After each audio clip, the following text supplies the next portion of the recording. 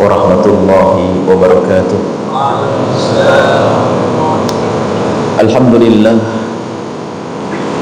nahmaduhu subhanahu wa ta'ala hamdan yuwafi ni'amahu wa yukafi mazidah. Ya Rabbana lakal hamdu kama yanbaghi li jalali wajhika wa 'azimi sultanika. Subhanaka la nuhsi thana'an 'alaika anta kama atnaita 'ala nafsik. Walakal hamdu walakal syukru 'ala dzalik.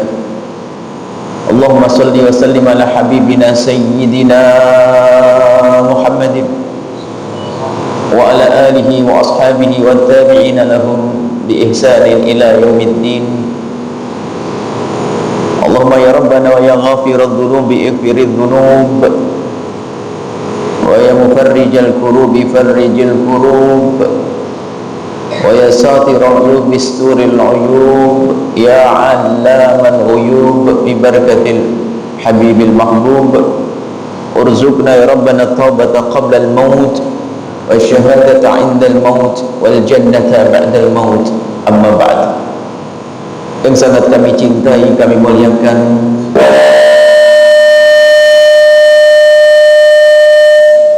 para perindu ridha Allah, para pecinta baginda Nabi sallallahu alaihi wasallam, pendamba kebahagiaan di dunia dan di akhirat.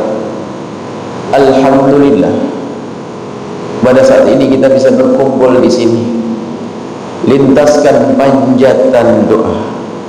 Semoga seperti Allah mempertemukan kita saat ini, semoga kelak Allah mempertemukan kita di surga. Di tengah-tengah kita ada baginda Nabi Muhammad SAW. Dan lintaskan panjatan doa, semoga seperti Allah mempertemukan jasad kita saat ini, Allah mempertemukan hati kita, sehingga kita bisa menjadi hamba yang saling mencintai karena Allah Subhanahu wa ta'ala. Inilah syarat utama sebuah perkumpulan. Sehebat apapun, sebesar apapun sebuah perkumpulan, jika tidak ada cinta di dalamnya, maka perkumpulan itu tidak membawa kebaikan nanti di akhirat. Mungkin ada membawa kebaikan di dunia, mungkin ada urusan bisnis yang dibangunnya, tapi urusan itu tidak membawa kemaslahatan di akhirat. Bahkan seorang guru dan murid pun, jika mereka berdua bertemu bukan karena cinta karena Allah, maka sia-sia pertemuan tersebut. Seorang murid yang berguru kepada seorang yang hebatnya seperti apapun, jika tidak ada makna mahabbah di dalam hatinya, maka dia tidak akan beruntung, biarpun gurunya adalah seorang baginda Nabi Muhammad SAW. Abu Jahal bukan orang yang tidak punya ilmu, bukan orang bebel. Abu Jahal orang cerdas, dan setiap saat belajar, mendengar langsung dari baginda Nabi SAW. Karena biarpun beda agama, mereka sama-sama kunjung ke Ka'bah. Di saat Nabi menyampaikan kebenaran, Abu Jahal juga mendengar, dan Abu Jahal juga menghafal semua wahyu yang turun. Bahkan ucapan atau sabda baginda Nabi, Abu Jahal pun mengetahui semuanya. Bahkan jika Abu Jahal pergi ke tempat yang jauh, membayar satu orang agar dengar Nabi Muhammad berbicara apa, agar disampaikan. Jadi Abu Jahal ini adalah bisa merangkum, bisa menghafal semua riwayat-riwayat hadis-hadis dari Nabi, dan Al-Quran ada di otaknya. Cuman waktu dia belajar kepada baginda Nabi, tidak ada mahabbah di dalam hatinya, sehingga karena tidak adanya mahabbah di dalam hatinya, menjadilah Abu Jahal ilmu tidak bermanfaat, biarpun yang mengajar kelas baginda Nabi SAW. Maka seorang guru pun juga demikian. Jika menyampaikan sebuah ilmu, sehebat apapun ilmu itu, Al-Quran, tafsir, hadis, dan seterusnya, ilmu yang secara zahir menghantarkan orang kepada Allah, kepada surga, tapi kalau hatinya tidak dibarengi dengan kecintaan kepada orang yang diajar, maka sesungguhnya dia tidak mendapatkan apa-apa. Kunci penting dalam hidup kita adalah adanya mahabbah, membangun cinta di antara kita. Dan ini syarat kita pertemuan pertama saat ini harus ada kesepakatan bersama bahwa tidak ada benci di antara kita, tidak ada dengki di antara kita. Yang ada adalah cinta dan cinta dan cinta, maka cinta itulah yang menjadikan kita rindu untuk berjumpa kembali, kemudian berjumpa kembali, kemudian berjumpa kembali hingga kelak di surga bersama baginda Nabi sallallahu alaihi wasallam. Kemudian kembangkan makna ini, tumbuh suburkan di hati makna kecintaan ini, bawa ke rumah, sehingga di rumah tangga kita pun menjadi rumah tangga yang penuh kasih dan cinta. Hari ini kita kehilangan makna kasih sayang dan cinta, sehingga kita sering bermusuhan dengan saudara, sering bermusuhan dengan sahabat. Kita mudah diadu domba. Umat Nabi Muhammad sering diadu domba permusuhan, sehingga dengan permusuhan ini kita menjadi semakin lemah. Baginda Nabi SAW waktu pergi ke Madinah, hijrah ke kota Madinah, pertama kali yang dilakukan oleh baginda Nabi adalah mempertemukan hati orang-orang muhajirin dengan hati orang-orang ansor. Setelah terjalin makna cinta kasih, maka setelah itu baru layak, baru berbicara tentang perjuangan dan dakwah. Ini yang harus kita hadirkan pada awal perjumpaan kita, bahwa di antara kita harus menjadi hamba yang saling mencintai karena Allah Subhanahu wa taala. Kemudian mengembangkan makna kasih sayang dan cinta. Ini harus, karena di sana ada pesan dari baginda Nabi bahwa dabba alaikum da'ul umami qablakum. Baginda Nabi menyebutkan merayap, awas akan merayap kepada kalian penyakit-penyakit yang pernah menjangkit umat-umat terdahulu. Al-baghdha, bahaya, itu adalah penyakit namanya al-baghdha. Baghdha itu kebencian. Wayal halikatu, dan kebencian itu pemangkas. Wala aqulu tahliku sya'ra, Nabi bersabda, aku tidak mengatakan pemangkas rambut, walakin tahlikud din, akan tapi memangkas agama. Jika kebencian menguasai hati seseorang, biarpun katanya dia orang berilmu, menjadi tidak berilmu. Kita buat satu contoh saja sekaligus pelajaran kita pada malam hari ini. Bapaknya sama, ibunya sama, kakak beradik, tapi tidak bisa menjalin silaturahmi. Padahal silaturahmi adalah penting. Yang memutus tali persaudaraan tidak beruntung. La yadkhulul jannata qati, tidak akan masuk surga orang yang memutus tali persaudaraan. Tidak masuk surga orang yang memutus tali persaudaraan. Qati. Dan ternyata ada sebab-sebab orang memutus tali persaudaraan. Kalau kita kembali kepada asasnya cinta sudah hilang di hati. Biarpun nanti kadang sebab yang muncul karena pernikahan, salah memilihkan pasangan, permusuhan lagi. Termasuk di antara yang akan kami hadirkan di sini sekaligus pelajaran, semoga tidak terjadi di rumah tangga kita, di keluarga kita, adalah kebencian yang menjelma menjadi permusuhan di dalam keluarga karena rebutan harta peninggalan atau harta waris. Harta waris, harta peninggalan orang tua. Ya, yang besar adalah syaitannya, bukan peninggalannya. Yang berebut waris bukan saja orang kaya, si melarat, si miskin berebut meja patah kaki. Dikerobek, direbutkan, yang penting masuk neraka jahanam. Dikerobek, direbutkan, yang penting masuk neraka jahanam. Adalah kekotoran di dalam hatinya. Dan awas waspadalah dengan rebutan waris. Secara umum memutus tali persaudaraan. Mengerikan. Tidak akan berkah hidupnya orang yang memutus tali persaudaraan.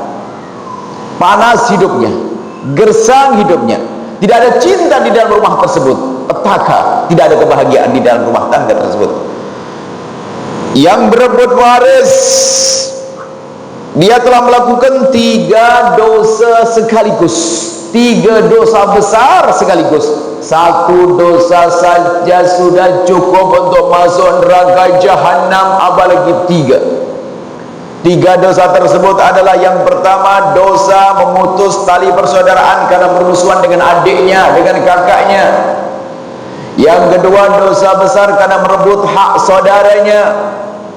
Yang ketiga, dosa besar karena telah menyakiti ibunda dan ayahandanya. Kalau kita merebut hak waris saudara kita, ayah ibu kita pasti marah. Berarti kita telah membuat marah orang tua kita. Dan tidak perlu kita nengok orang lain. Urusan waris itu mengerikan. Di dalam rumah kita, kadang yang paling merebut waris, yang paling jahat adalah justru kadang yang paling banyak uangnya, yang paling kaya, paling jahat dia. Bahkan yang paling jahat kadang yang paling pandai ilmunya. Hati-hati, karena yang besar urusan waris ini adalah setannya. Yang besar adalah setannya. Bahkan kadang dia tertipu berebut waris, tidak sadar kalau dia mau masuk ke neraka. Dia rajin umrah, rajin haji. Ialah orang yang masuk neraka lewat Mekah. Urusan waris belum diberesin, ternyata dia pergi ke Mekah, bolak-balik dia tertipu. Dan alangkah banyaknya orang yang semacam ini terlena. Bahkan di saat pembagian waris, kenapa kok hawanya panas sekali, terasa panas, cepat bermusuhan, ribut di dalam pembagian waris. Maka kami sampaikan kepada dari semua yang hadir, jika anda di dalam rumah anda, keluarga anda ada pembagian waris, pastikan anda menjadi orang yang paling lembut dan katakan, terserah menurut ustadz bagaimana, yang penting sesuai dengan syariat, saya mengikut saja, saya ikut, saya nurut. Itu adalah yang indah. Jangan ada mengangkat suara. Kalau ada satu mengangkat suara, dia adalah setan yang menjelma. Sebab gara-gara satu mengangkat suara, panas semuanya dan tidak akan terselesaikan. Akhirnya semua yang masuk neraka bermusuhan dengan saudara karena peninggalan, karena rebutan waris tersebut. Ini harus kita waspadai dalam kehidupan kita. Mengerikan. Dan kalau sudah rebutan waris ini, oh panjang kisahnya, sampai ada keturunan ditanamkan kebencian, dan yang menjadi masalah, kadang orang tidak sadar dengan permasalahan berat semacam ini. Bahkan di lingkungan yang kata lingkungan agama, bahkan mungkin pondok pesantren, bahkan mungkin sebuah tempat kebaikan, ternyata di dalamnya adalah permusuhan diam-diam gara-gara peninggalan yang belum diberesin. Maka ya, pastikan bahwa di saat di rumah anda ada pembagian waris, jadikan anda yang paling lembut. Kemudian jadilah anda pasangan suami istri yang mendukung pasangannya untuk berbuat adil, jujur, tidak berbuat jahat kepada saudara. Sebab kadang pembagian waris ini rusak gara-gara pasangan. Ini yang terjadi macam ini. Azan isya, adzan, silakan azan. Fikihnya adzan adalah awal waktu, karena adzan ditunggu oleh orang dari sana sini. Silakan adzan. Masalah sholat bisa kesepakatan bersama.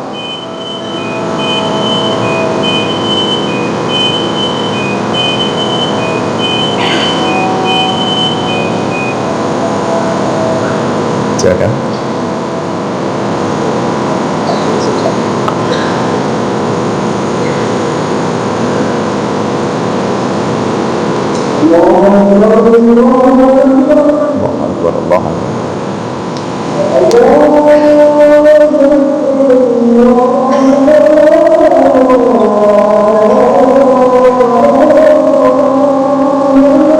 Allah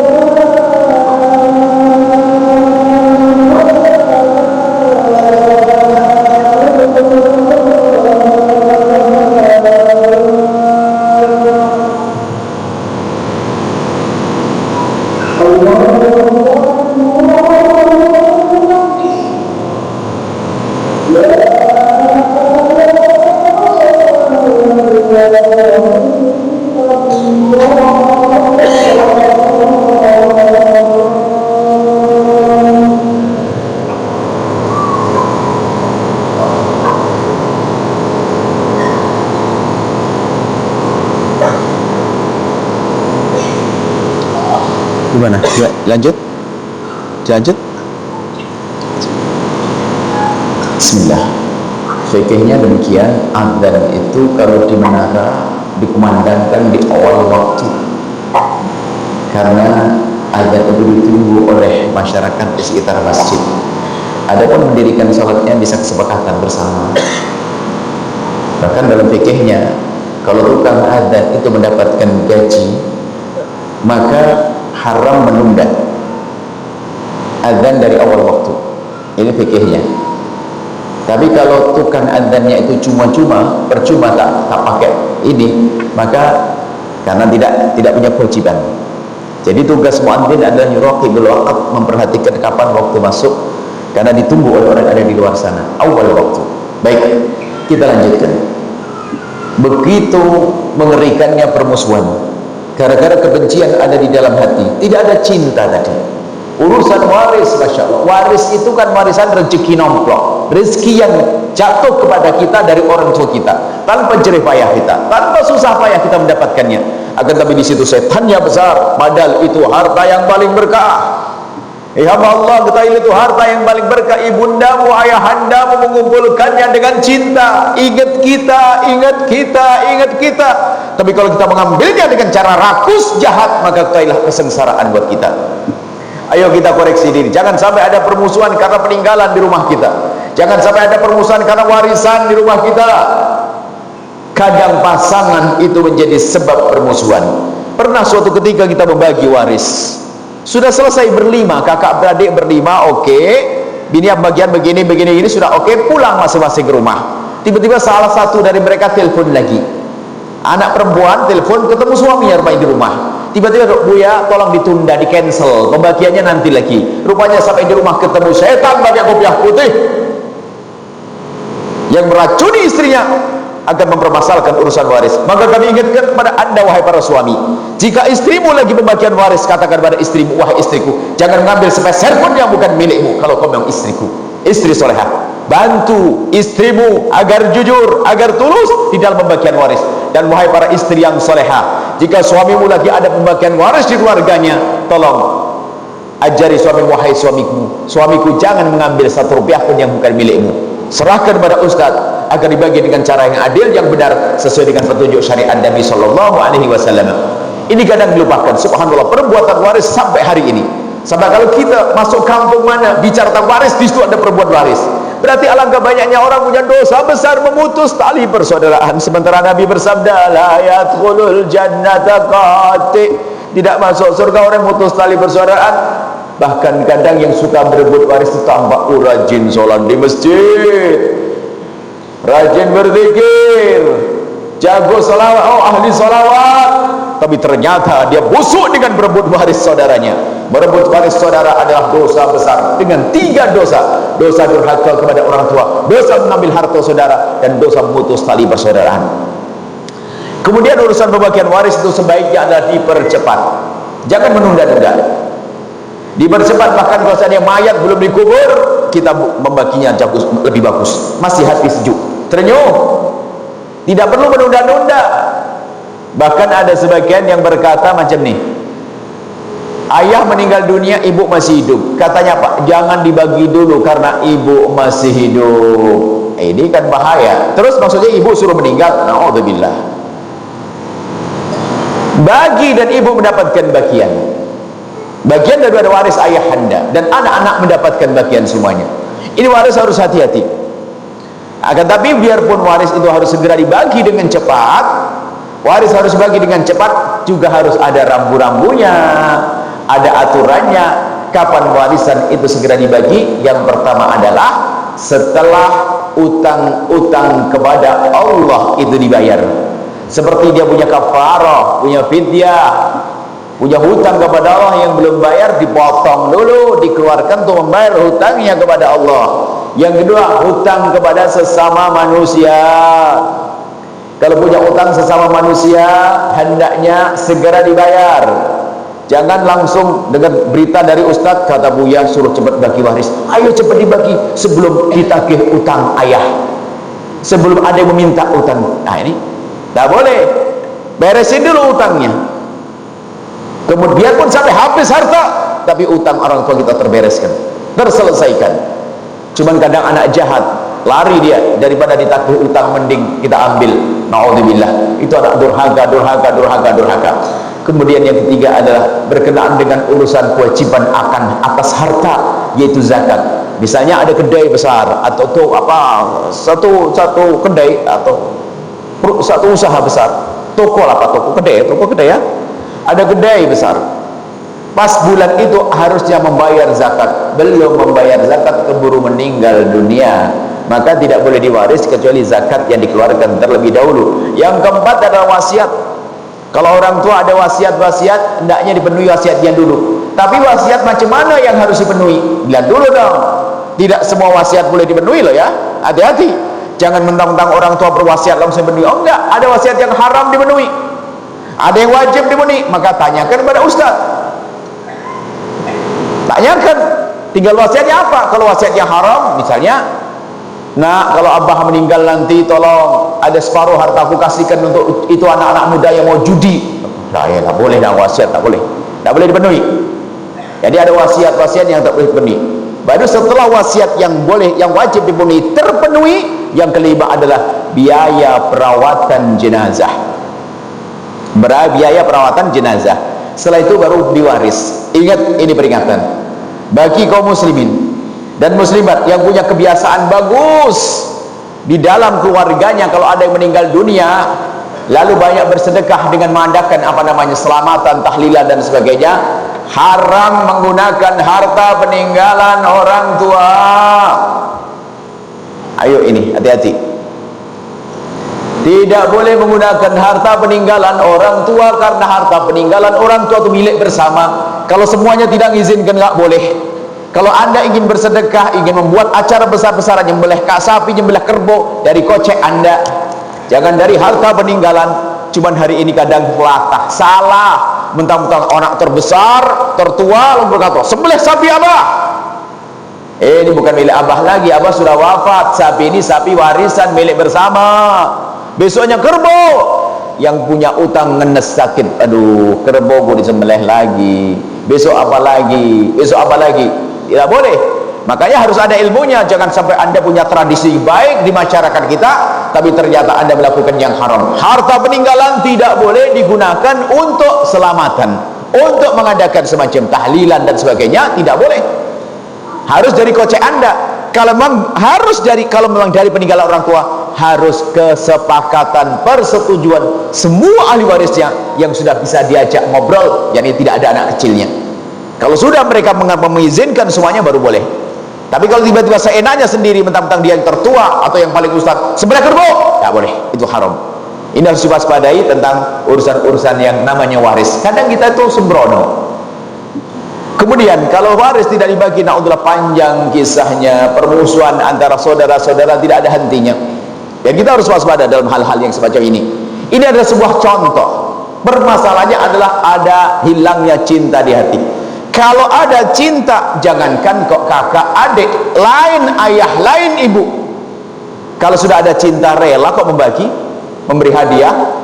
Tapi kalau sudah tidak ada cinta, yang ada baghdha, dia pun katanya ustaz, maka Nabi menyebutkan tahlikuddin, memangkas agama. Biarpun orang punya ilmu seperti tidak punya ilmu. Lihat rebutan sama saudaranya, rebutan waris dengan saudaranya. Ini adalah sekelumit yang kami sampaikan berkenaan tentang begitu bahayanya kebencian yang ada di dalam hati kita. Sebuah contoh saja. Padahal kalau kita kembangkan masih banyak permasalahan-permasalahan keluarga. Jadi kuncinya adalah hati. Kalau hati kita jaga, hidup dengan cinta, alangkah indahnya orang menjalani hidup dengan cinta. Cinta dengan saudara, cinta dengan sesama karena Allah Subhanahu wa taala. Tidak ada ingin menyakiti orang lain, tidak ingin kita berbuat zalim kepada orang lain. Dan untuk membangun cinta ini ada ilmunya sendiri yang para ulama menyebutkan, dan ilmu yang disebut ilmu tasawuf. Bagaimana menghilangkan dengki kepada sesama, bagaimana menghilangkan dendam kepada sesama, bagaimana memerangi hawa nafsu, ini namanya ilmu tasawuf. Dan jangan sampai tasawuf di dalam kehidupan kita hanya sekedar label saja, sekedar nama saja, tapi tidak masuk di hati. Seolah belajar ilmu tasawuf, membaca kitab Ihya Ulumuddin, tapi ternyata masih musuhan dengan saudaranya. Ini adalah sekelumit akhlak yang kami sampaikan. Akan tapi di balik ini kami juga ingin berpesan tentang ilmu keimanan. Tadi akhlak dan fikih yang kami sampaikan. Dalam hidup kita itu butuh kepada akhlak, kepada fikih, dan kepada akidah. Fikih sama akhlak sudah kami sampaikan. Paling tidak Anda pulang ke rumah, awas koreksi diri. Kalau Anda punya masalah di rumah, urusan rebutan waris, segera selesaikan sebelum kita mati dalam keadaan mutus tali persaudaraan. Su'ul khatimah. Su'ul khatimah. Biarpun harta kita harus habis, harus kita bayarkan kepada adik-adik, tapi di akhirat selamat. Jangan sombong dengan Allah. Ayo beresi urusan waris. Wahai hamba Allah, urusan waris beresin. Baik, kemudian pembahasan keimanan yang akan kami sampaikan saat ini adalah yang menjadikan kita selamat, amal kita sebanyak apapun tidak akan diterima oleh Allah kecuali iman. Ada iman. Dan untuk bisa menjaga iman, berakidah yang benar. Untuk menjaga akidah yang benar harus ikut ulama. Dan ulama pun yang harus kita ikuti bukan asal ulama yang sudah terbukti dari masa ke masa, dengan pengikut, dengan murid-murid yang banyak, yang menjaga akidah yang selama ini kita yakini akidahnya baginda Nabi SAW. Ini sekelumit akan kami hadirkan di pungkasan perkumpulan pertemuan ini adalah Anda menjadi seorang yang selamat harus mempunyai identitas lima. Bahasa Indonesia ini identitas 5, ciri-ciri khas 5. Dan ini harus kita jadikan, harus kita hafal. Identitas 5 harus ada pada Anda. Kalau Anda menikahkan putri Anda, harus tahu bahwasanya calon suami putri Anda harus bisa menyebut 5 hal ini. Kalau tidak, batal jadi menantu. Yang pertama adalah seseorang harus muslim. Calon menantu Anda harus orang muslim. Ternyata Islam saja belum cukup. Sekarang banyak orang ngaku-ngaku Islam, ternyata jauh dari Islam. Yang kedua, setelah mengaku diri Islam, harus berani mengatakan bahwasanya dia mengikuti akidah ahli sunnati wal jamaah. Dan ternyata setelah orang mengaku ahli sunnah wal jamaah, ternyata belum cukup. Karena di sana ada akidah-akidah yang mengaku ahli sunnah wal jamaah tapi jauh dari ahli sunnah wal jamaah. Insya Allah di negeri kita ini aman di sini. Akan tapi kami sampaikan, khawatir nanti ada susupkan akidah-akidah yang tidak benar, sehingga menjadikan hidup tidak indah. Yang semula guyub, rukun, tentram, gara-gara akidah yang sesat menjadi bermusuhan. Harus kita bentengi, tetap harus kita perkuatkan keimanan. Islam ahli sunnah wal jamaah, ternyata belum cukup orang mengaku dirinya ahli sunnati wal jamaati, akan tapi dia harus berani mengatakan bahwasanya aku adalah ahli sunnah wal jamaah asy'ariyah atau maturidiyah. Kami ringkas dengan identitas 5 ini akan dijabarkan oleh semua siapapun yang bisa menjabarkan dari para asatid. Ringan, ahli sunnah wal jamaah asy'ariyah atau maturidiyah, yaitu pemahaman akidah Islam seperti pemahamannya Imam Abdul Hasan Al-Asy'ari dan Abu Mansur Al-Maturidi.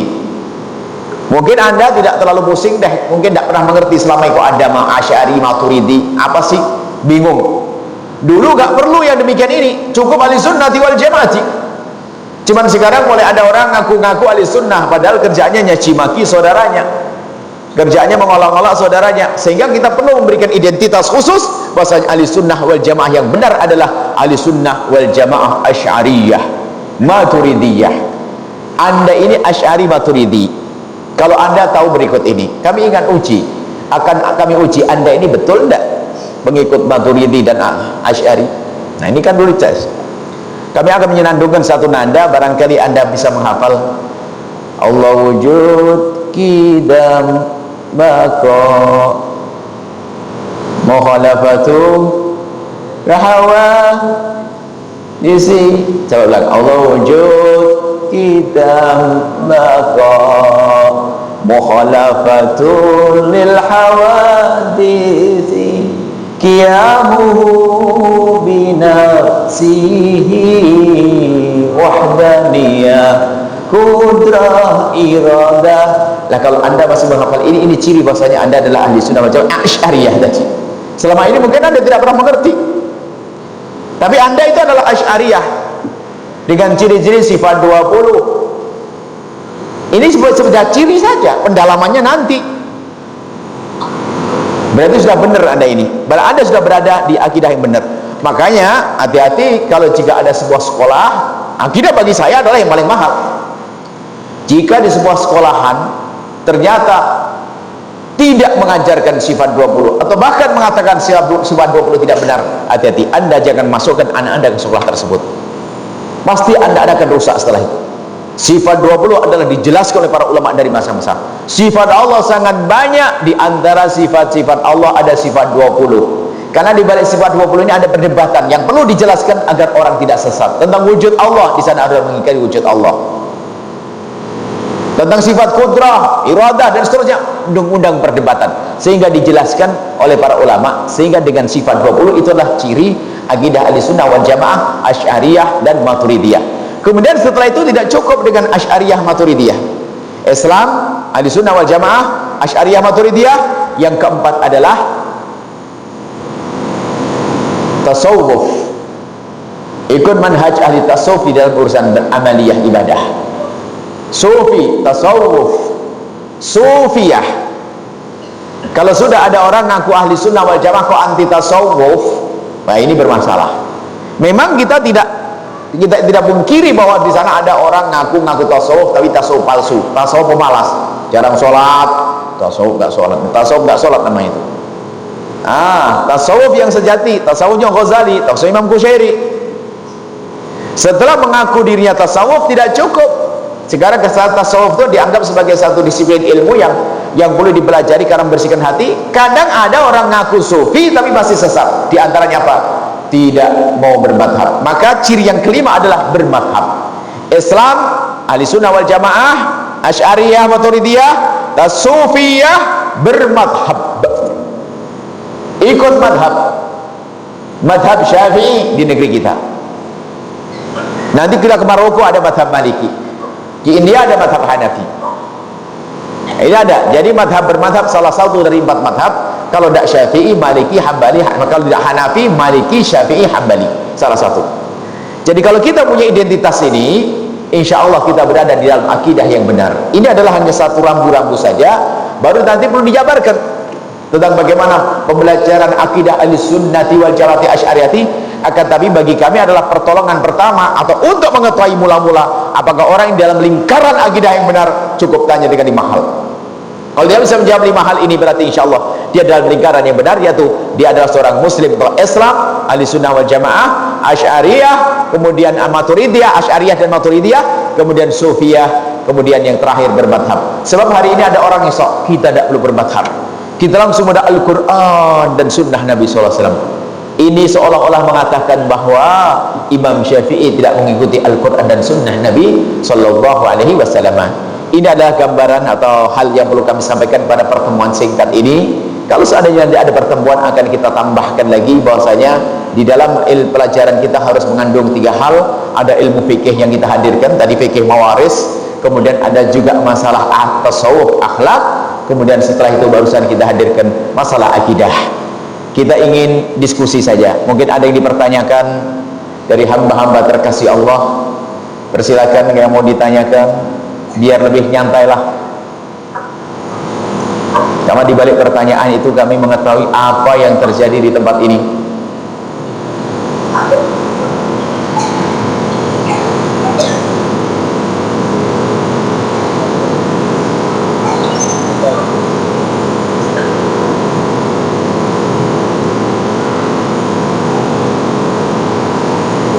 Bismillah.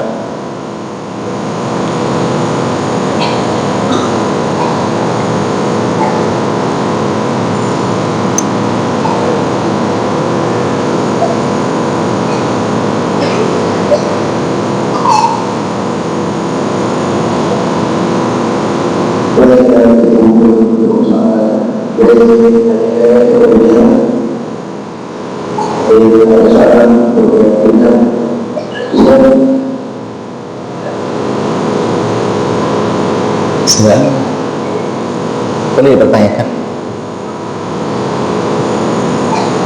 biar kita semakin dekat. Yang berbicara bukan kami saja, siapa juga boleh, yang lain pun boleh berbicara. Kan kita berkenalan hari ini.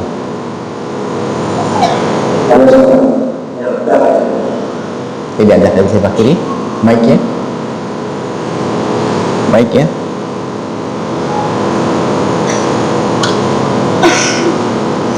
Mic-nya.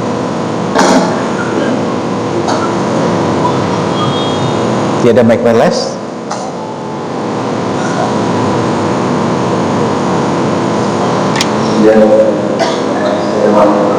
Assalamualaikum.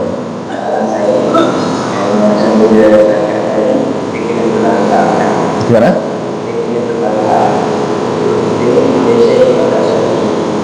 Tapi seorang yang ini bukan melakukan, tapi sebab ada perkara itu dari kemana? Keluar banyak perkara dalam masalah Tuhan yang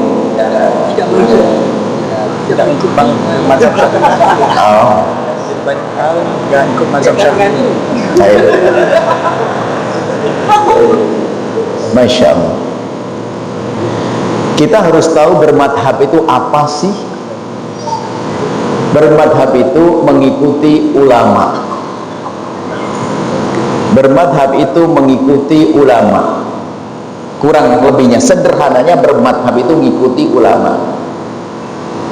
Dan ulama banyak, kita bisa melihat ulama ini, ulama itu. Akan tapi ulama yang kita ikuti harus ulama yang terbukti, sudah diuji ilmunya.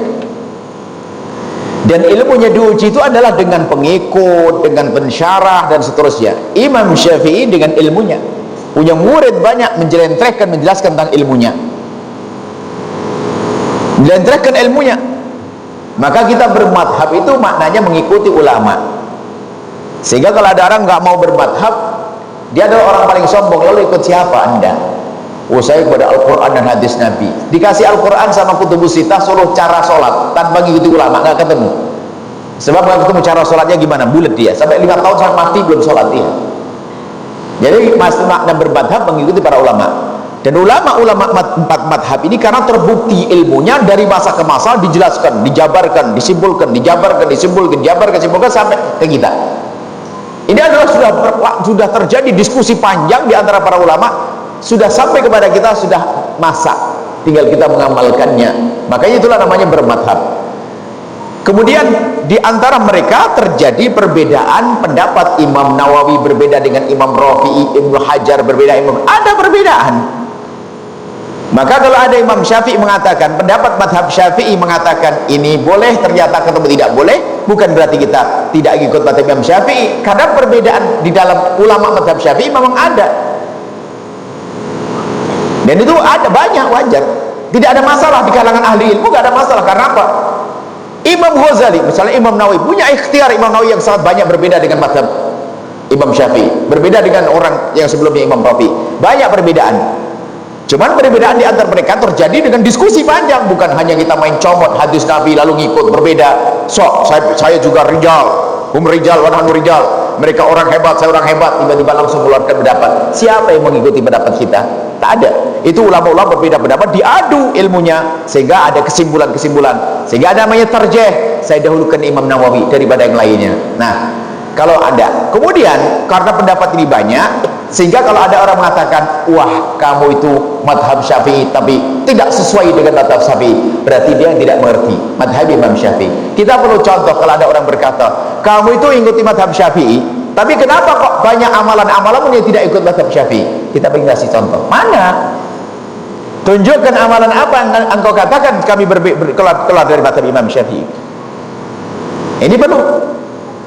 Jadi itu hanya sekedar orang ingin meragukan Anda daripada guru-guru Anda yang sudah berpegang dengan madhab Imam Syafi'i. Kita perlu pembuktian mana yang berbeda dengan madhab Imam Syafi'i, atau yang tidak sesuai, atau yang Anda katakan keluar. Kemudian nanti ada pembahasan lagi, seandainya pun kita keluar dari madhab Syafi'i, selagi masih dalam irama 4 madhab, jika kita boleh kok. Saya mungkin hari ini saya tidak ikut madhab Imam Syafi'i, saya ikut madhab Imam Abu Hanifah, sah. Kalau kita memang tahu, ikuti saja. Cuman kita mu'adham, kebanyakan, mayoriti amal-amal kita adalah ikuti cara madhabnya Imam Asy-Syafi'i radhiyallahu ta'ala anhu. Dari sholat kita, puasa kita, zakat kita, semuanya tiba-tiba kadang zakat keluar dari madhab Syafi'i karena kita bayar pakai uang. Madhab Hanafi, ya, itu ada, itu sah-sah saja. Dalam hal ini di kalangan ahli ilmu biasa, bukan kita melanggar Imam Syafi'i, tapi begitulah cara bertaklid. Itu memang ada ilmunya, ilmu taklid, ilmu ngikuti. Cuma ada sebagian orang yang terprovokasi, meragukan, Anda ini katanya madhab Syafi'i, tapi ternyata Anda banyak keluar dari madhab Syafi'i. Tunjukkan mana yang keluar dari madhab Syafi'i, mana yang keluar saya dari madhab Imam Syafi'i, mana. Kita kan punya rambu-rambu di dalam mengamalkan ilmu seperti itu. Jadi Anda terpegang teguh dengan madhab Imam Syafi'i, dan Anda jangan ragu dengan madhab Imam Syafi'i adalah madhab yang sangat agung dan luar biasa. Tapi bukan berarti kita merendahkan madhab lain seperti madhab Imam Malik, madhab Imam Abu Hanifah dan Imam Ahmad. Oh tidak, karena madhab itu hebat semuanya. Yang nggak boleh ada yang merendahkan madhab. Itu seperti hak mereka ada sebagian kelompok mengatakan tidak mau bermadhab. Saya langsung ke Rasulullah, ya salam, masya Allah, serem ya, langsung ke Rasulullah kan. Nah, padahal dia ngintip juga, ngintipnya ada salah lagi, masya Allah. Baik, ini saja insya Allah, terima kasih. Kalau ada buktinya mana? Nggak ada. Mana yang katanya kita tidak mungkin madhab? Tidak ada, hanya sekedar. Kemudian nanti ada pembahasan, bolehkah kita mengikuti selain madhab Imam Abu Hanifah, selain madhab Syafi'i? Ya boleh dong, orang kita mukallid. Saya sebagai orang mukallid, saya boleh ikut madhab Hanifah. Saya ikut madhab Imam Malik. Saya dikasih tahu oleh satu orang, kemudian saya ikuti, sah. Saya ketemu orang madhab Maliki, ngajari saya satu amalan, kemudian mengatakan bersentuhan perempuan menurut madhab Malik adalah tidak batal, mensyariatkan syahwat, kita ngikuti, sah. Karena bukan berarti madhab Syafi'i salah, enggak. Karena saya lagi ikut madhab Malik. Dari keluar begini ini sah, dan saya akui itu madhab Maliki. Ini sah, tidak ada masalah. Biasa dalam hal pembahasan ilmu fikih itu sangat luas dan indah sekali kalau orang mengetahui tentang pembahasan ilmu fikih. Itu saja insya Allah. Ada lagi? Baik, silakan. Silakan. Mic-nya. Yang ingin bertanya boleh berjalan merapat karena mic-nya tidak bisa dari jauh.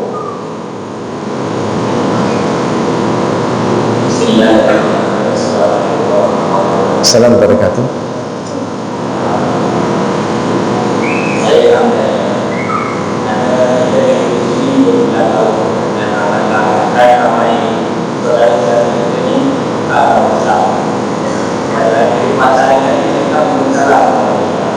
Orang beragama Islam, bukan beragama Islam, bukan.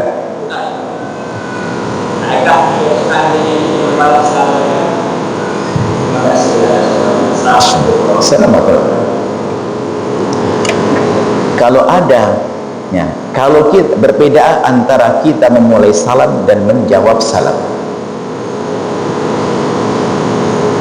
Kalau memulai salam, kita bisa mengganti dengan sapaan-sapaan yang sudah biasa bagi mereka. Selamat pagi, boleh, kepada mereka yang non-muslim. Ya. Dan kita tidak perlu memulai dengan assalamualaikum karena mereka bukan orang yang muslim, sehingga sapaan tetap ada karena seorang muslim harus tampak indah di dalam bersapaan dengan orang. Jangan ketemu non muslim tak tanya semerem begini, oh enggak, Nabi Muhammad marah. Kita harus tebar senyum kepada mereka juga.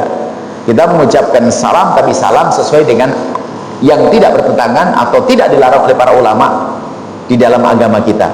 Kita mengucapkan selamat pagi, selamat sore, selamat siang, selamat malam, sah-sah saja.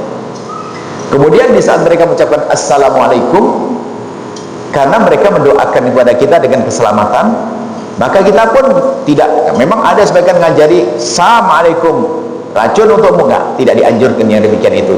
Jangan mengutuk orang. Jadi kita doakan dengan balasan waalaikum, dan bagimu juga, akan tapi Anda niatkan hidayah dan sebagainya. Jadi Anda boleh membalasnya. Anda membalasnya waalaikum, dan bagimu juga. Cuman Anda mungkin lintaskan dalam hati Anda panjatan-panjatan doa. Jangan sampai mereka mengucapkan salam lalu Anda diam, berarti Anda mengajari permusuhan. Islam mengajarkan keindahan, dan salam bisa diartikan makna damai. Semoga Allah memberikan kedamaian. Cuman kalau orang tidak beriman itu damai dunia. Kita waalaikumsalam, semoga Allah berikan padamu juga kedamaian tapi di dunia. Kalau di akhirat kan hanya orang yang beriman saja. Jadi memang begitu caranya. Kalau kita memulai hendaknya, kita memulai dengan cara salam-salam yang biasa bagi mereka. Jadi supaya kita tidak menggunakan salam yang sangat tulus, tahiyah Islamiyah itu, tahiyat ke orang muslim, jangan bukan assalamualaikum, dan agar sesuai dengan mereka adalah selamat pagi, selamat siang, selamat malam. Tapi kalau mereka mengucapkan salam, Anda diperkenankan menjawabnya dengan jawaban seperti yang mereka sampaikan, tidak ada masalah, karena maknanya salam juga luas. Salam adalah bukan keselamatan di dunia akhirat saja, di dunia juga ada, keselamatan dalam keluarga juga ada, jadi maknanya luas. Yang jelas kita tidak boleh meyakini bahasanya semoga selamat di akhirat nanti, sebab untuk menjadi orang yang selamat di akhirat syaratnya harus ada iman. Seperti itu. Islam harus indah. Ini pertanyaan yang bagus. Jangan sampai kita berinteraksi dengan orang luar Islam sok banget, ketemu dengan beberapa tek-tek ulama yang keras, harus kau singkirkan mereka, kau dorong mereka. Islam tidak mengajarkan seperti itu. Akan tapi ambil hati mereka dengan keluasan akhlakmu, dengan keindahan budi pekertimu, tanpa harus kita meruntuhkan agama kita, tanpa kita harus menjatuhkan nilai-nilai. Maka ada rambu-rambunya, ada cara-cara seperti tadi yang kita sebutkan. Wallahu a'lam bishawab.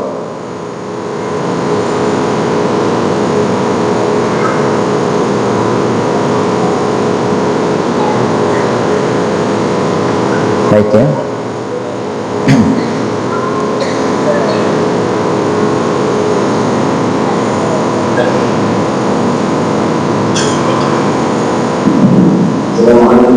Assalamualaikum.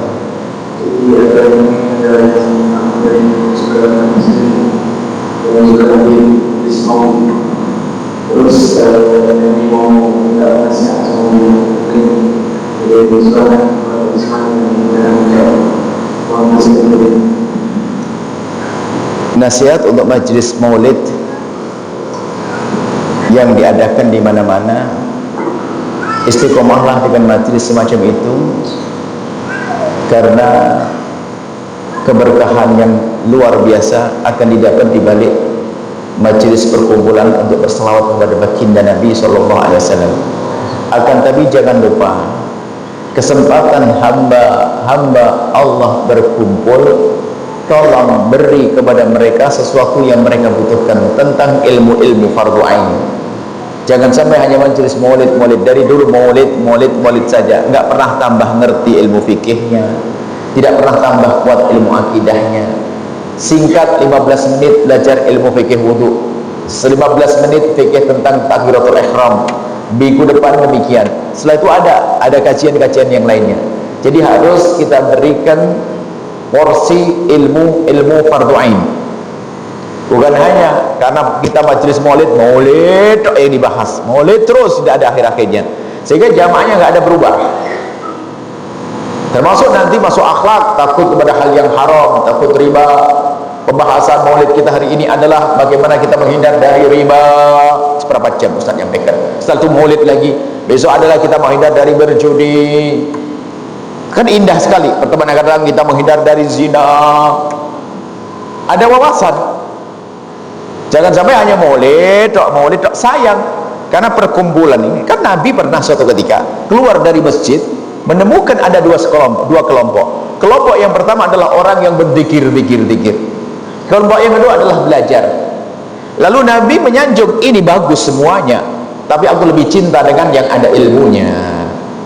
Jadi jangan sampai hanya maulid saja, tapi ada kesempatan 16 menit undangkan ustadz yang lesannya fasih untuk menerangkan tentang akidah yang benar. Jangan hanya asal undang orang dari mana-mana, asal hati-hati.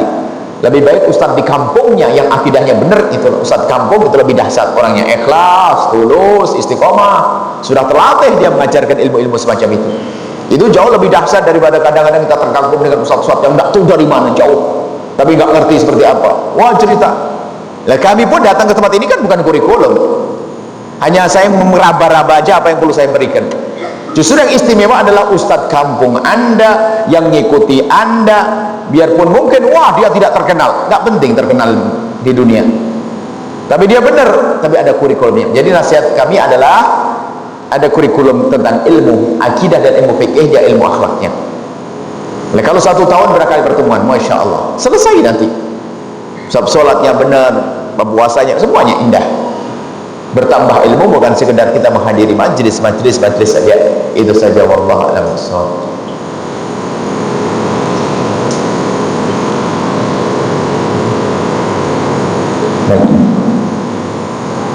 Assalamualaikum. Assalamualaikum warahmatullahi wabarakatuh. Abdul Mansur, akidah Rasulullah, akidah Maturidiyah. Gimana? Abdul Mansur. Akidah Asy'ariyah sebetulnya memang tidak perlu. Anda pun biarpun tidak mengerti itu, Anda sudah Asy'ari karena Anda sudah bisa mewujud kita mbakok. Jadi memang nggak perlu. Hanya perlu kami hadirkan istilah Asy'ariyah Maturidiyah itu karena di akhir-akhir ini ada orang yang berbohong, mengaku ahli sunnati wal jamaati tapi jauh dari ahli sunnah wal jamaah. Lalu dari antara orang-orang yang mengaku ahli sunnah wal jamaah, mana sih yang ahli sunnah wal jamaah beneran? Yaitu ahli sunnah wal jamaah caranya Imam Abdul Hasan al-Asy'ari dan Abu Mansur al-Mu'tabidi.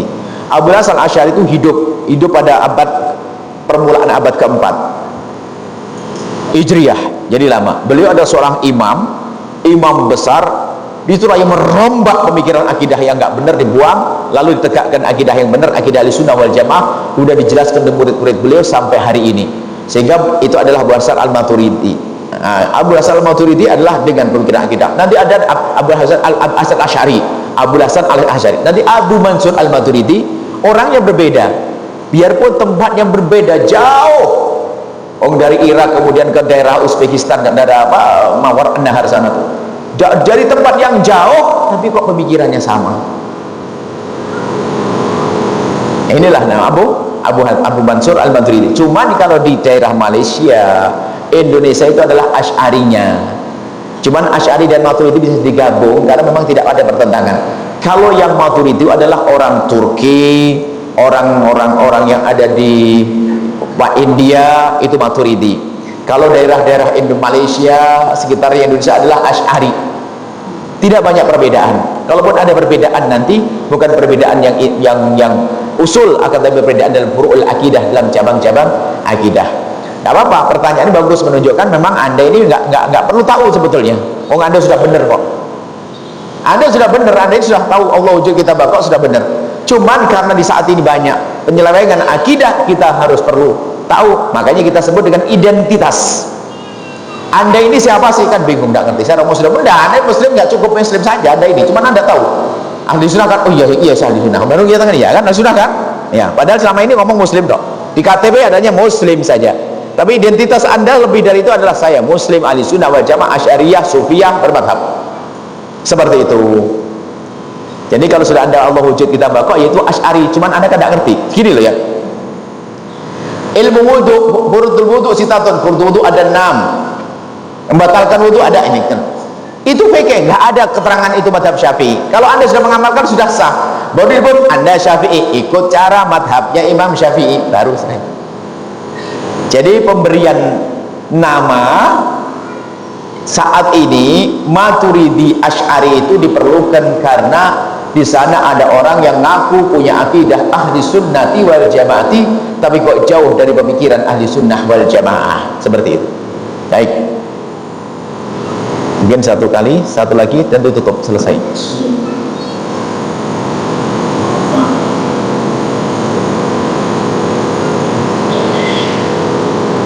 Assalamualaikum warahmatullahi wabarakatuh. Assalamualaikum warahmatullahi wabarakatuh. Saya mau pendapat yang punya itu keadaan yang saya ada seorang sahabat kawan teman dari Kamboja, di mana dia berpengalaman menolak monitor itu atau monitor Quran itu jadi aku kerana dia juga pada hadis itu Rasulullah SAW mana ada lebih ambillah harga pada orang itu dia. Assalamualaikum warahmatullahi wabarakatuh. Ada orang mengingkari tentang maulidur Rasul atau membaca Al-Quran di atas kubur dan lainnya karena dianggap seperti adalah muhdats atau sesuatu yang bid'ah menurutnya. Memang betul Nabi bersabda man ahdatsa fi amrina ma laysa minhu fahuwa radd. Barang siapa yang mengada-ngada di amri dan dalam urusan agama, ya, dan dia bukan termasuk bagian urusan agama, bukan urusan agama kita masukkan urusan agama, maka itu ditolak. Bagian mengada-ngada urusan agama padahal itu bukan dalam bagian urusan agama, maka ditolak. Nah itu benar. Cuman siapa mengatakan maulid Nabi bukan urusan agama? Dari mulai kapan maulid Nabi bukan urusan agama? Coba tanya, apa sih yang terjadi maulid Nabi? Joget-joget telanjang bulat? Bukan kan? Kita tanyakan kepada dia, apa membaca sholat agama atau bukan? Salawat, berkumpul orang silaturahmi agama atau bukan? Ada makanan dibagi sedekah agama atau bukan? Mulai kapan ini bukan melaisa minna, bukan termasuk golongan agama? Dari kapan ini?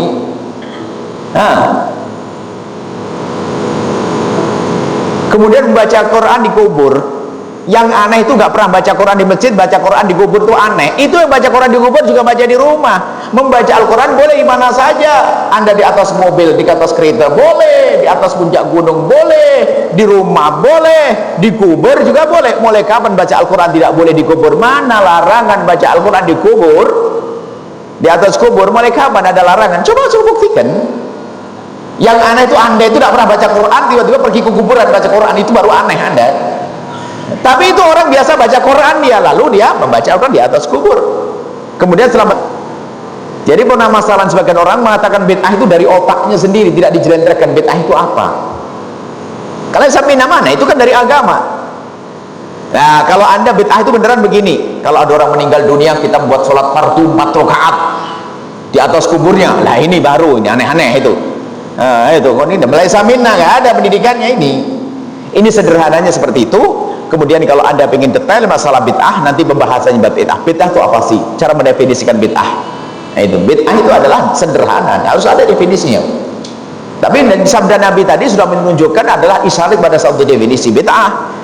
Bahwasanya bid'ah itu adalah bukan sesuatu yang bukan dari urusan agama tapi dimasukkan. Kalau Imam Asy-Syatibi kan mendefinisikan bid'ah itu adalah tariqatun fid dini, cara beragama, mukhtara'atun, yang dibuat-buat, berarti tidak ada tuntunannya. Mukhtara'atun tudahi syari'ata, yang dibuat menyerupai menandingi syariat yang ada. Yuqsadu bisuluki 'alaiha al-mubalaghatu bit ta'abbudi. Tujuannya apa? Berlebihan. Wah, pokoknya aku kurang puas dengan yang ada. Contoh, antara sholat subuh sama sholat duhur kok jauh banget ya. Kayaknya nggak enak deh, saya pengen pukul 10 saya buat sholat sendiri deh. Nah ini thariqatul fiddin, karena kan duhur sama asar dekat, asar sama maghrib dekat, tapi subuh sama duhur kok jauh banget. Sayang nih kalau tidak dibuat sholat. Kita jamaah ahli surga membuat sholat antara subuh dengan duhur 2 rakaat. Wah ini bid'ah. Gitu, bid'ah itu sederhana sebetulnya. Mana ada maulid bid'ah? Saya bingung dari mana maulid bid'ah.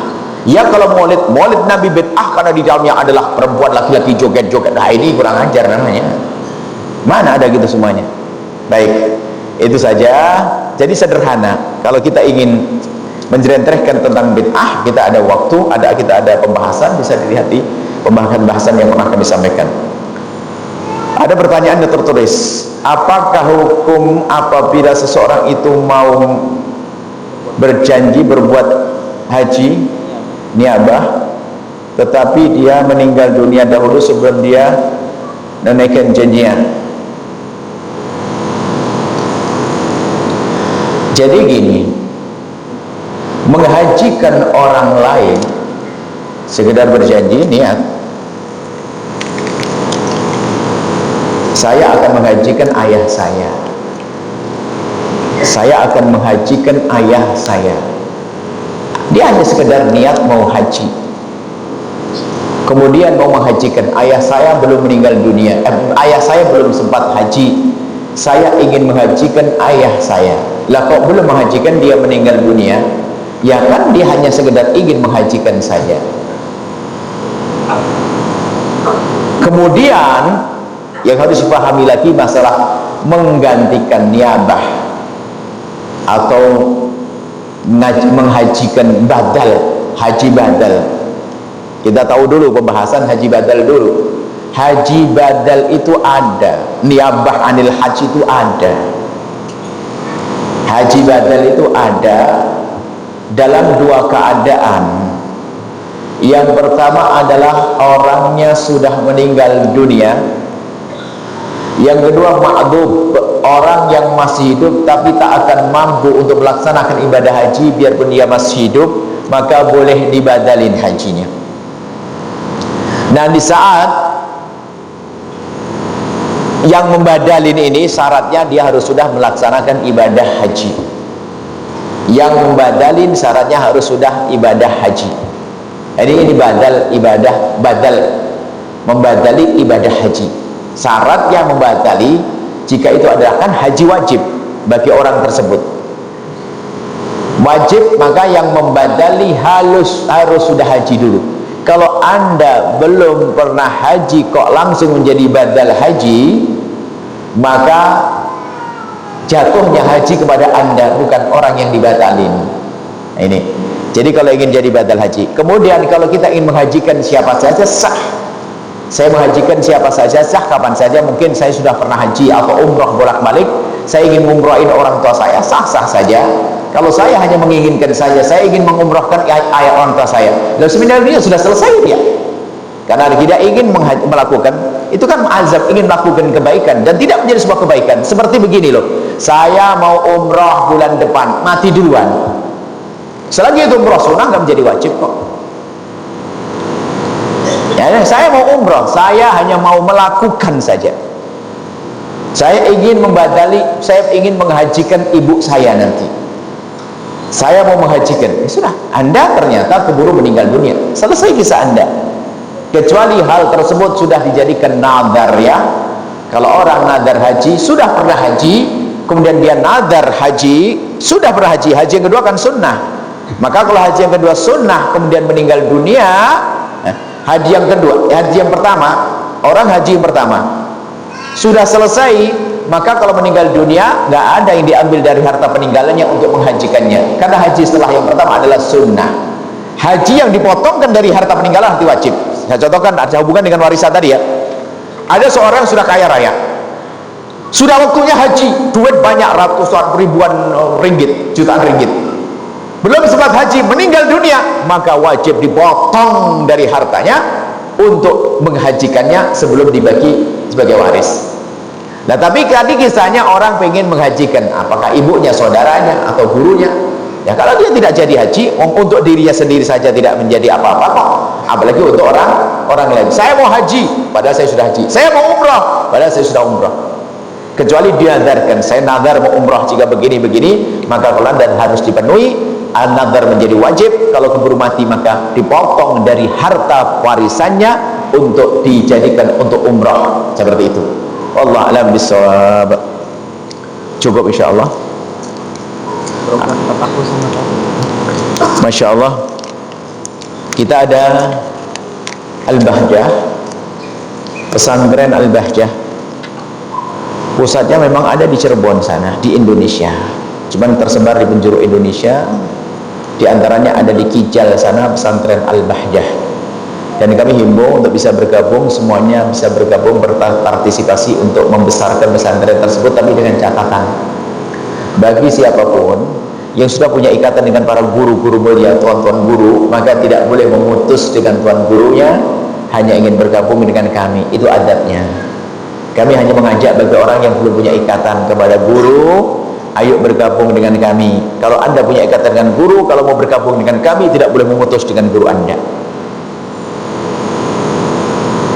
Dan juga gampang, jangan pindah. Misalnya hari ini kita menyampaikan Al-Bahjah Terengganu, Kijal, ada kelas tafakuh. Kelas tafakuh itu adalah kelas percepatan bagaimana mempelajari nahwu sharaf, kemudian bahasa Arab, kemudian dasar-dasar ilmu syariat semuanya selama 4 tahun untuk masuk kelas fakulti yang sudah kita siapkan, kelas kampus. Semua dengan percepatan dan serius. Nah, kami ini pun kami seru kepada yang belum punya mondok. Ada pun anak-anakku yang soleh-soleh yang kami lihat ini adalah anak-anak para santri. Kalian tidak boleh meninggalkan gurumu kecuali dapat izin dari guru. Jangan gampang terpesona. Kalau Buya mempromosikan pondok begini bukan untuk kalian, nak. Kalau kalian ingin pindah pondok harus restu dari guru, tidak boleh seenaknya. Sebab kehancuran murid adalah kalau dia keluar seenaknya sendiri tanpa melalui petunjuk guru. Tidak ada berkah. Melanggar guru nggak ada berkah. Biarpun katanya dia cerdas pinter, Melanggar guru mengurangi kemanfaatan ilmu. Melanggar guru menjadikan sebab tiba-tiba saja dia menjadi, karena pelanggar guru tiba-tiba belajarnya menjadi berubah, susah paham, bahkan bisa kepleset menjadi tidak mau belajar lagi lalu runtuh. Tolong ya anak-anakku yang soleh ini kelihatan para santri-santri, pegangi gurumu dengan serius, jangan kemana-mana, jangan terpesona kalau ada orang cerita, ada pondok begini, enggak. Gurumu dulu, kalau kamu harus pindah, kamu yang memindah adalah gurumu. Oleh gurumu dihantarkan ke sana, baru itu anak hebat. Cuman kami menyampaikan ini ada pondok di Kijal sana, memang kelas tafakuh untuk anak-anak kelas paling tidak yang tafakuh itu ada 2 grup. Yang tahfidzul Quran, alhamdulillah tahfidzul Quran di Malaysia sudah banyak. Cuman kita buat kelas tafakuh itu adalah yang sudah menghafal Quran di usia 15 ke atas, itu belajar ilmu syariat. Dimulai dari belajar ilmu nahwu sorobnya yang kelas dasar 1 tahun pertama, kemudian kelas bahasa Arab, kemudian kelas tahqiqul mutun adalah matan-matan atau materi-materi syariat yang bermacam-macam, fikih, akidah, tafsir dan seterusnya itu diajarkan. Kemudian setelah itu kita masukkan kelas kampus kita yang ada di Indonesia sana atau di mana saja, karena kalau sudah masuk kelas tahqiqul mutun ya insya Allah mampu untuk masuk pendidikan-pendidikan luar negeri yang lainnya, pendidikan-pendidikan lebih tinggi lagi. Di ada tempatnya adalah Pondok Al-Bahjah Trengganu, Darul Iman, Kampung Meraga Beris, Kijal, Kemaman, Trengganu, Darul Iman. Ini saja insya Allah. Kemudian ada pun yang di Cirebon, Al-Bahjah ada di mana-mana, mulai dari Jawa Timur, ada Blitar, Tulungagung sampai Cirebon, nanti Cianjur, Jakarta Tengah, Tangerang juga ada, Jakarta juga ada. Kemudian lompat Pekanbaru, dari sini kayaknya Pekanbaru. Kemudian di Batam juga ada, Pontianak juga ada beberapa pesantren Al-Bahjah. Anda tinggal pilih saja, dan sudah ada universitinya, kelas kampusnya. Tapi itu hanya dari santri-santri yang sudah kita didik kuat tadi dari tahqiqul mutun tadi, masuk kelas-kelas khusus dengan pendidikan yang sangat ketat di kampus kita insya Allah. Ini berita dari kami, kemudian juga media-media yang telah Allah mudahkan untuk kami, mohon disebarkan kepada yang lainnya. Tujuannya adalah untuk kemaslahatan dan kemanfaatan. Ini saja bisa kami sampaikan. Bismillahirrahmanirrahim. Alhamdulillahirabbil alamin.